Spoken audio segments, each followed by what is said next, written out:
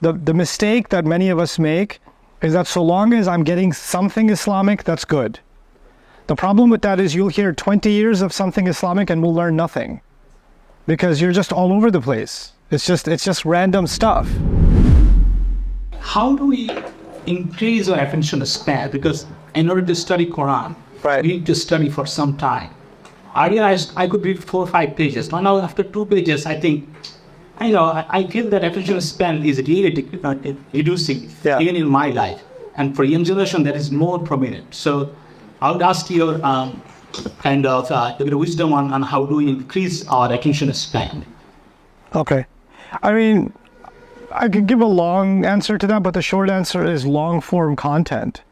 I think, okay, if you can't pay attention to reading too much, then at the very least start listening to longer materials. Like, I know in my generation, the 1830s, when we were consuming Islamic materials, we were getting cassette tapes. That's how old I am. But you wouldn't get one cassette tape. You get a set of them, and you'd listen to 40, 50 hours of something, right?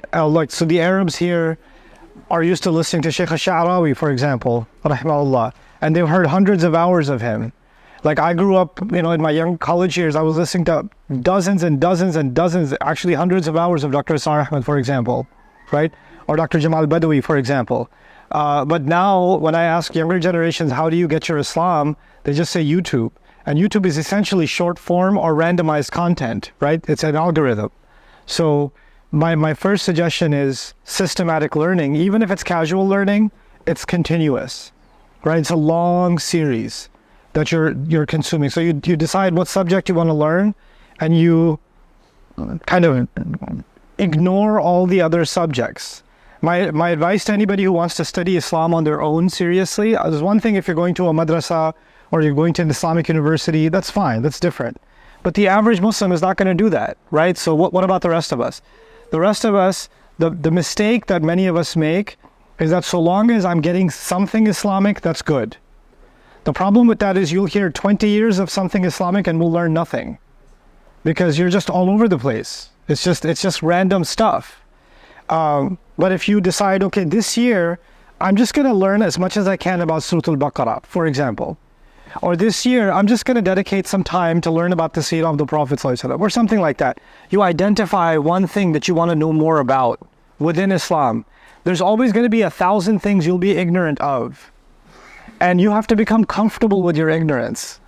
If you can become comfortable with your ignorance, you'll be fine. Right? So I'm studying something right now. I know there's a bucket list of things I don't know for myself. But I'm comfortable ignoring all of it and saying I will remain ignorant of those things because right now I need to know this. But it's that strange distraction. Too much of a good thing is a bad thing. Right? You got this good thing, this good thing, this good thing, this good thing, and you're just picking from everything and you're not really getting anything in the end.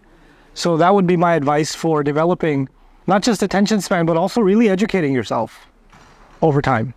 Inshallah. Thank you. You're welcome.